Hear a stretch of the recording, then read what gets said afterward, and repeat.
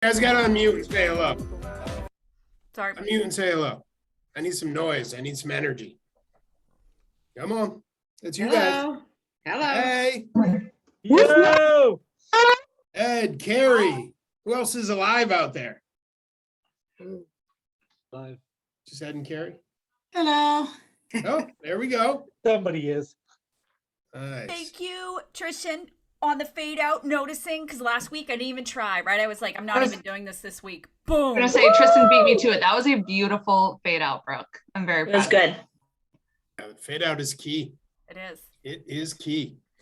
So today's cool. So I was asked to fill in for the amazing, the one and only Jen Bovey, who is on her way to San Antonio, Texas, to add to her amazingness. She's going to, what is she going to?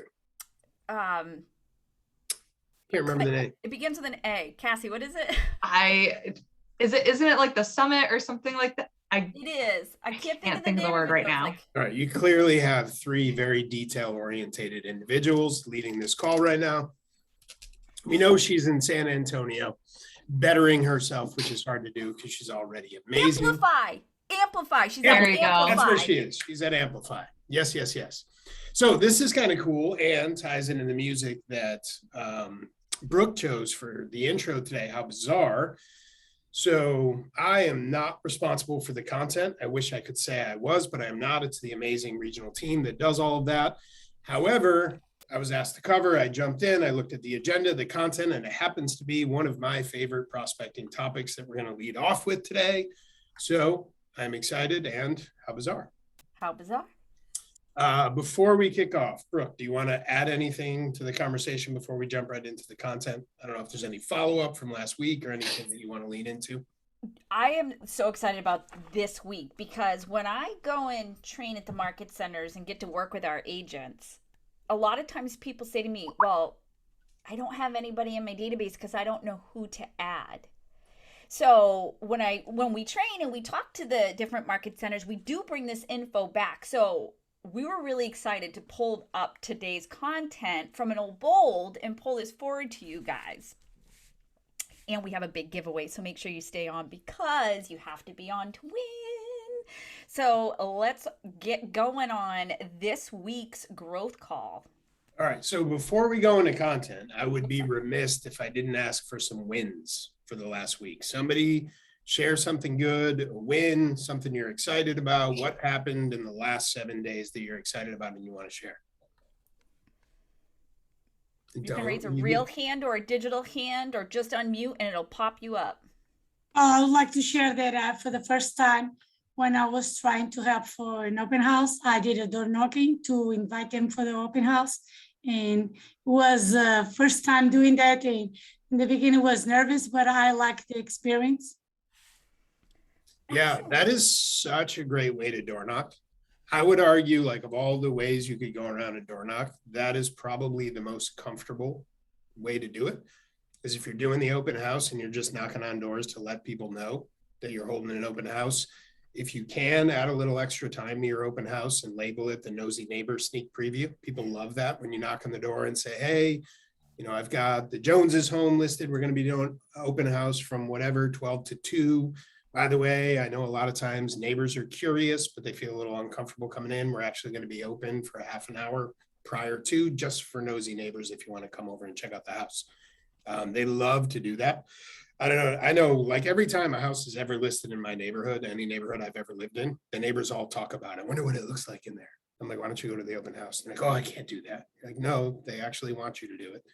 So it's a great way to do it. That's like non-threatening. You're knocking, you're inviting them, and labeling it that Nosy Neighbor Sneak Preview just gives them permission to come in, and it's kind of fun. And it gives you time to hang out with them without having to worry about all the buyers and the agents and everybody else who's there.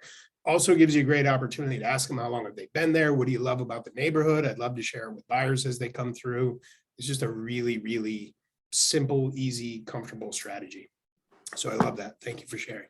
What else? Anything else you guys want to add? Yeah, I was Yes. able to work with some sellers and have them substantially lower the asking price of their house. I felt it was overpriced from the beginning, but you know, you go with their price. But not only were we able to reduce the price, I got them kind of excited about it. And they're very detailed people. So I found that sending them a copy of the hits, showing how at the beginning of the listing, there had been, tremendous interest. And then it, went down to nothing. So, following Rhonda's advice from our dear friend who came to visit us from Palm Springs, I said, clearly buyers are saying that this house is overpriced. And they got it right away. And they have been difficult at best. So that was a win for me. I needed to get it under contract and away we'll go. Nice. So Nancy, you were at the luxury mastermind she had then. That was such a cool thing to take away from that. Yes, it was. Excellent. Love Blame it on the buyers, right? Yep. Always. Not my fault. No. It's always the market. Period. End of story. Always the market. Nancy, is it okay if I add a little nugget to that? Sure. Another great thing is set up a search for similar homes in their area. Oh, I did that too. Perfect. Yep. And when you have to have but that, actually that too, they really like that. And I took what do you call it? market snapshot. No, Snapchat? Sorry. I did a photo snap of Screenshot. screenshot. There we go. There Steve it to goes. save the day. Okay, the screenshot of just the listings, the prices, days on the market, that kind of like dashboard page when you want to pull that up. And what I did was houses 500 to 700 in their town, and the ones that were in their price range and were similar had been on the market for quite some time. Yeah. So I said, come on, let's us be the first ones to drop down and take advantage of what's going on. Yeah. it's That yeah, and for people like them who are so detail oriented and show me the money sort of thing, it was like, oh yeah, fine, we've got to do that. Perfect. Love it. So it's just a perfect example of gathering the data and letting the data do the heavy lifting and framing it in a way that it's always the market. The market just. And I have to tell you, that was way out of my comfort zone. Cool. Because I'm the touchy feely one. Like, I just feel that the market is. Yeah. I said, oh God, I'm gonna have to just put plain numbers in front of them, and it worked. Well, congratulations, Nancy. And all growth Thanks. happens outside of our comfort zone. So great job. All right, cool. We ready to roll into the content? Yes, give me some. Let's do it. All right, let's do it. Do it. All right, so let me screen share real quick. I think that's what I'm supposed to do, except I'm not I allowed. can. Okay, I was gonna Cassie say I can share it for you. Okay, You're good with that. sure. can. Roll that beautiful bean footage. There we go. All right, so as usual, we are going to give you your activity for the week as well as your social posts and comments to go along with those.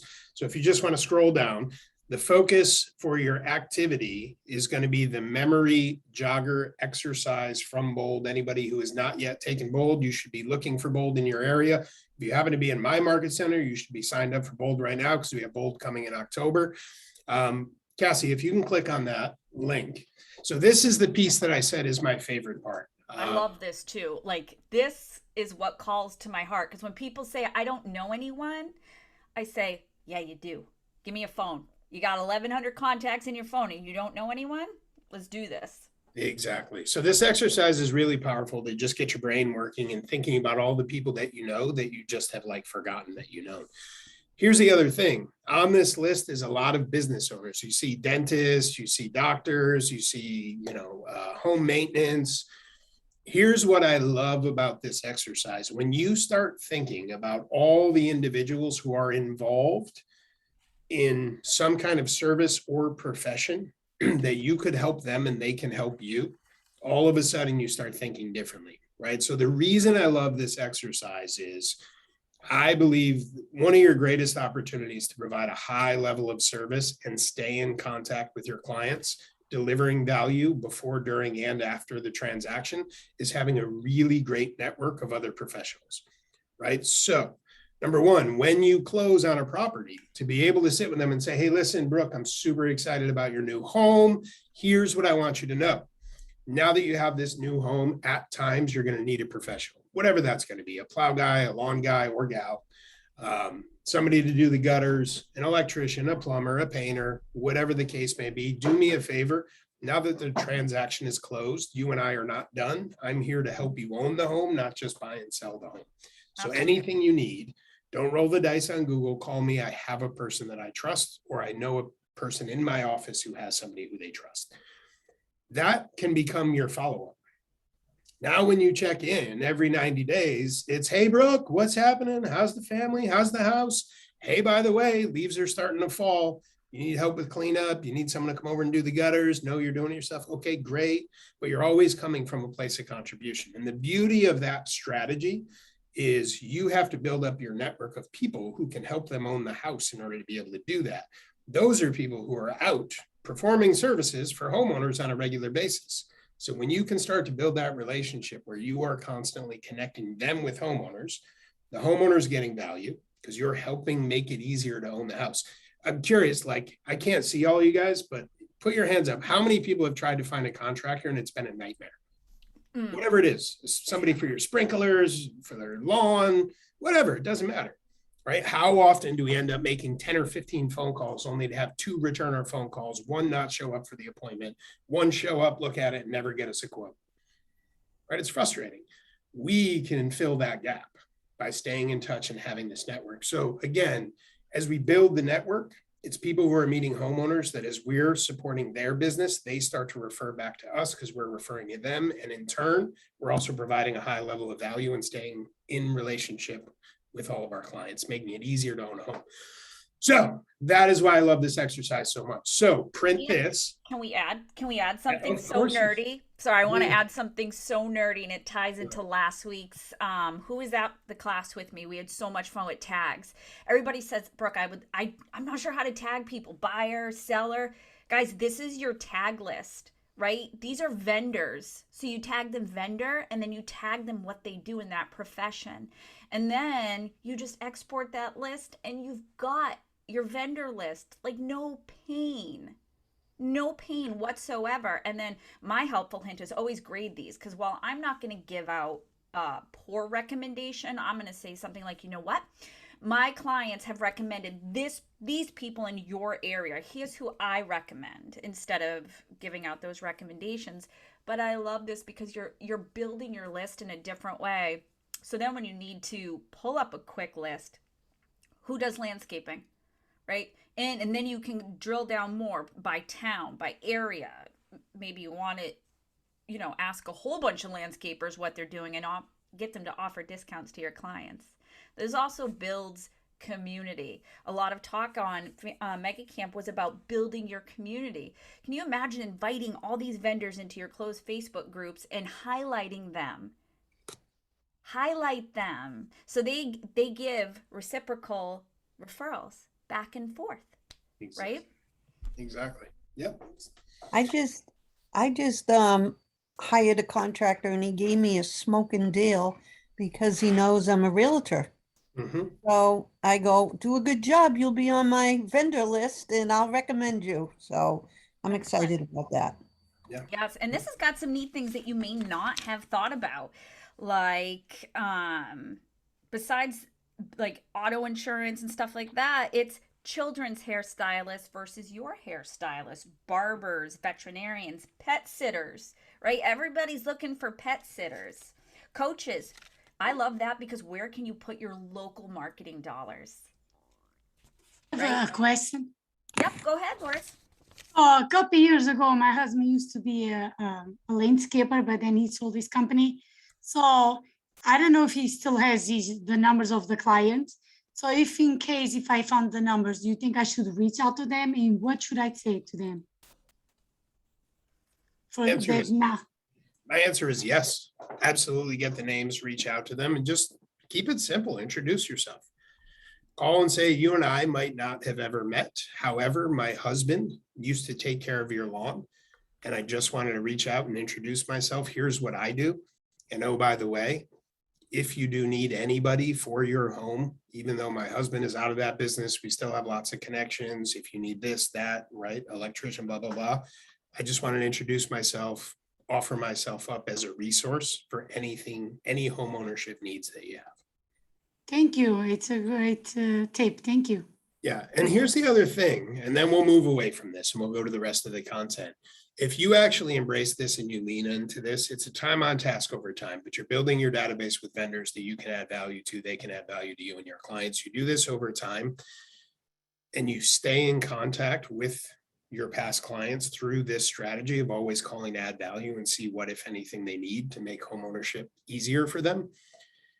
If you're the one who's been connecting them with the painter that they needed, the roofer that they needed, the landscaper, the electrician, the plumber over the years, and they come time to sell, and you're the person they've always reached out to for everything real estate, it's significantly less likely that they're going to have any conversation with anybody other than you about buying or selling real estate, right? Because there's been a long-lasting relationship of value over the years, of things you did for them without any compensation back.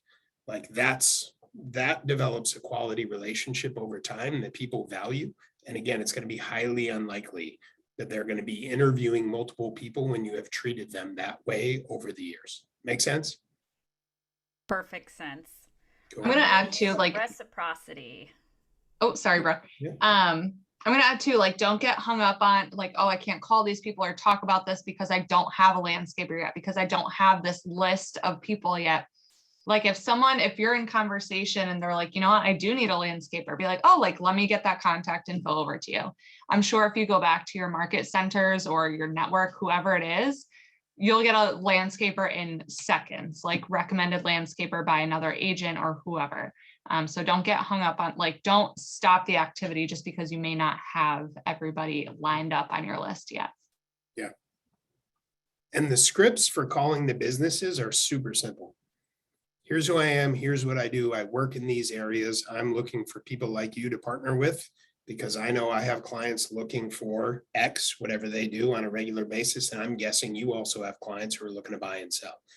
I just want to have a relationship with people I know and trust that I can connect to my clients when they need your services. Super simple script. Doesn't matter if it's a dentist, a doctor, an accountant, a landscaper, it doesn't matter. All right, moving on. Next piece. All right, so now we're going to content. Okay, so Tuesday's post, September 21st. Brooke. Stop searching for how to get into your dream home. Call me and we can make it happen. And then don't forget your hashtags. Yeah. And a little, right, curiosity piece in the graphic, how to write a winning offer, get my offer accepted, beat the competition. All of you know, people start real estate conversations with us everywhere we go when they know we're in real estate. And right now, everybody's talking about what it's like to be a buyer. Right. So this just kind of touches on those curiosities in that conversation. Super simple post. And it's this one in particular is very direct to the point. It's a business post. You know, and I heard from someone in my family this weekend and they were like, I thought as a buyer, I didn't have a choice. I had to go through the person listing the house. They had no idea that that's a relationship they build outside. So they thought, oh, the person who has the sign in the ground, that's the person I need to talk to. They don't know. We need to continue to educate our client base, even if they're family. 100%. All right, Cassie, next. I love the vocab. Okay. I love the vocab. And I can say this word. That's isn't that a Tribe Called Quest song? If you can pull that up and play that, you're a hero. This one's Nope. a great one. I Go ahead. love seller concession. Okay, sellers may offer concessions to incentivize buyers to purchase the home or sweeten the deal. Hold on, broker disclaimer. Check with your state on what is and what is not allowed. So concessions are most readily seen as a contribution towards the buyer's closing costs up to certain limitation and approvals by a lender, which ultimately leaves more money in a buyer's pocket when all is said and done. Love it. That's a big one. Yeah.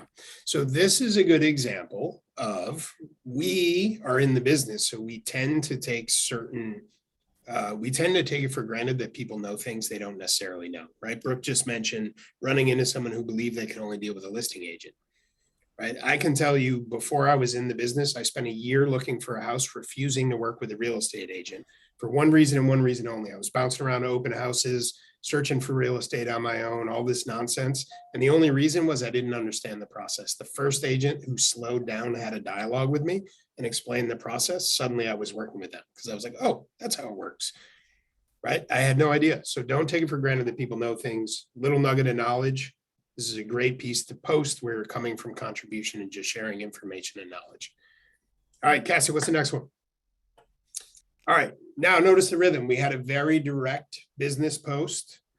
Then we shared some information and knowledge. Now we're just having a little fun. We're getting engagement, right? We need to interact with people in order to build relationships, right? We don't want to be all business all the time. All business all the time typically isn't that fun to hang out with, right? So we want to have fun. It's football season. Most people have some opinions one way or the other. So this is just a fun social post, right? So caption, what type of pigskin are you getting your game face on for? Watching the NFL pros or cheering on the collegiate greats with the NCAA? Drop your favorite team below. Whole purpose of this is to get engagement, get interaction. And the key, Brooke, when they engage and interact, what do? You got to engage back. And bigger than that, you got to put it in command. Put it as a tag, right? If we know that Matt has the worst taste in football, we're going to put it in there, right? We're going to put his team, Buffalo, baby. right? We're going to put that in there. Cheers So, for Buffalo. no, Come on. everybody now has a tag for Mr. Erdman. They have two. They have NFL and they have poor taste in NFL. Two tags they can put in. Just kidding. I'm going to add a third. Anyone who knows the history of Buffalo, if I'm still a Buffalo fan, you need to add loyal. Add the Make loyal the tag purple because purple is a loyal color, friends. But I love this because this gives you all the info. These are the people who you can invite to football parties or watch parties, right? I'm not going to spend money sending football magnets out to people who don't like football at all. Like they'll get a different thing. I love this. Yeah. So somebody in the chat says you have to be hardcore if you still like Buffalo. Exactly. Hardcore. Thank you. Amen. Who was that? That was Martin. All right. You're my favorite for the day, Martin. Thanks. Love You it. just bumped me off the favorite list, Martin. Yeah. You're the best. Mm. Number one. Hashtag number one, Martin. Unlike his football team, Martin's number one. Well, So- here's the funny Wait, thing. I didn't say I was a Buffalo fan, no.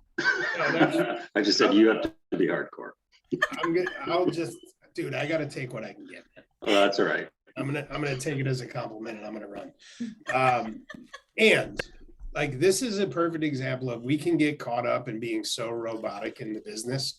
When you start to put tags and stuff like this in that seem less important, it just allows you to interact like a human being, right? Like if Martin remembers that I'm a Buffalo fan now and they beat the Patriots or the Bucks or whatever, and I get a text from him at halftime, like that shows that Martin actually knows me, remembers me, he's thinking about me.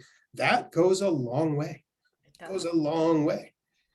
Yep. Building relationships. People do business with people they like. We're giving you permission to be human beings on your social media, right? We can't spew real estate 24/7 because some people's brains, if you're not in real estate mode, you are 24/7, all of you, but your clients are not. So connect with them and engage with them through things like this.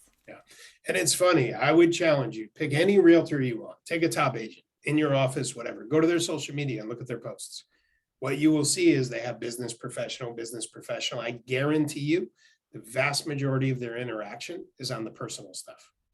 You put a business post, you get a little bit of interaction, you put a personal post of whatever that is, your dog, your kids, just real life stuff, and you'll see 100, 200, right? Likes, comments, whatever the case may be. Doesn't mean don't post the business, but people want to interact with human beings. So be human on social media and drop your real estate bombs in there.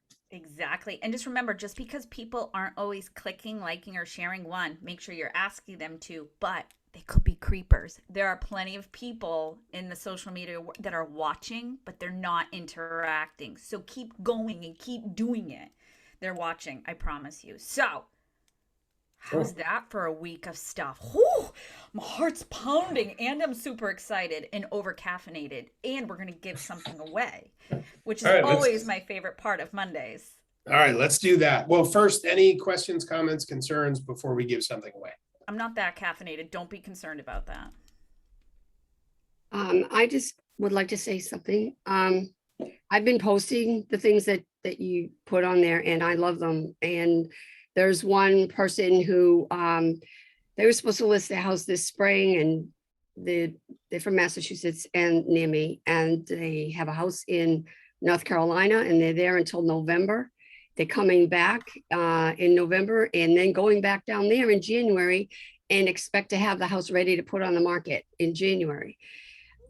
She follows me every day on Facebook. She comments on all these posts that I put on, that all your content, but very few other people are commenting on my posts, that this content, even though I think it's great. I have very few, one here and there. That's it. So should we just put the hashtags and the information, the caption that you have, or should we add something of our own to it? I mean, I would love it if you guys use the caption and the hashtags. They're written for engagement, but if it really doesn't feel like your personality, if it sounds like me coming out of the gate swinging after 6 coffees and that's not your jam, change it up. But don't forget to add the questions or tell your data bank what to do. If you don't tell people what to do, they're never going to like, click, share, or respond, right? So just make sure you keep it in the theme of asking for engagement. I think too, if you're going to get hung up on what you're going to post, don't change it. Just take the simplicity of it and copy and paste. If you feel like by changing it, you're not going to post at all.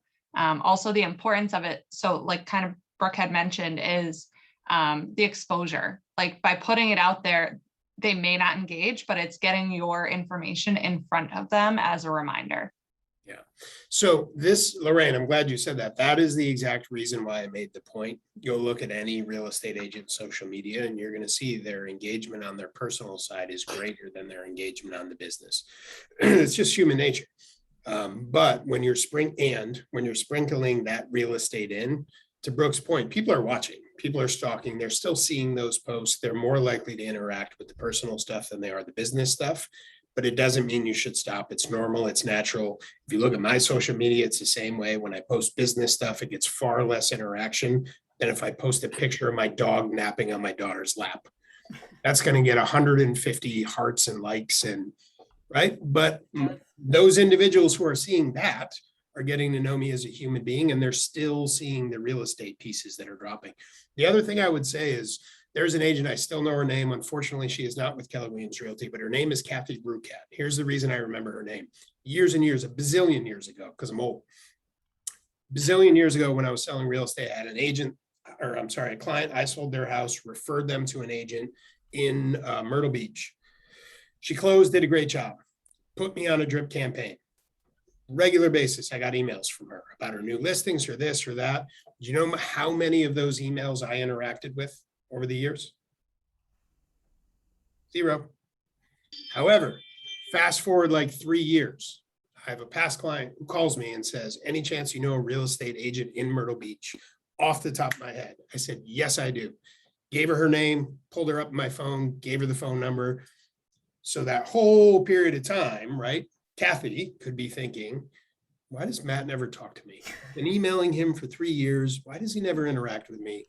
The reality was I was seeing it all and she was maintaining top of mind in my brain. And when the time came that it became relevant, I sent a client to her, but she kept doing it over time. And eventually here it is. I mean, I'm talking 12 years ago, and I can still say her name off the top of my head. Why? Just because she captured my mind share by being consistent. So just remember, people are watching, whether you like it or not. Nothing creepy. No, it's creepy, but in a good way. Yeah. Real estate in a general sense is always creepy with what we're doing and how much info we can find. All right, let's give away a prize. Cassie, what is it? All right, so you have the choice again today, either the VIP experience for the MREA Business Planning Clinic with Jean Rivers going on nationally in October, Or the other option also with Gene Rivers is the Team One training. It's actually Friday. So whoever wins, I'll reach out to you afterwards with an email with information for both. And then you can just let me know what you want to get signed up for. Woohoo! You've got it. Drum roll, Cassie. All right. Our number today is 165 coming out of Greater Portland. Ooh. Michael Thomas. Michael, Are you here? All right, I'm here. Hello. Congratulations. Oh. Thank you. I'm taking Gene Rivers Team One on Friday, so I guess I'll go with the other one then. Okay. PhD Right. tickets. Sounds good. I'll connect with you after on all the details. Okay. All right, thank you very much. You're welcome. Congratulations. Thank you. Congratulations. Is this how long have you been coming to the growth call? Probably at least 5 or 6 times, at least, maybe a little bit more. Yeah. Yep. Well, good. Keep on coming on. We appreciate all of you. We know we went a few minutes over. Matt, Cassie, you got anything else to add? Same thing I always say, just do it. Just do it. Just do it. Do it. Get it done. Thank you. All right, guys. Be All right. good. Happy Monday, Keep on the everyone. zoomies. Thank you. Great to see you guys. Thank you. Bye, friends.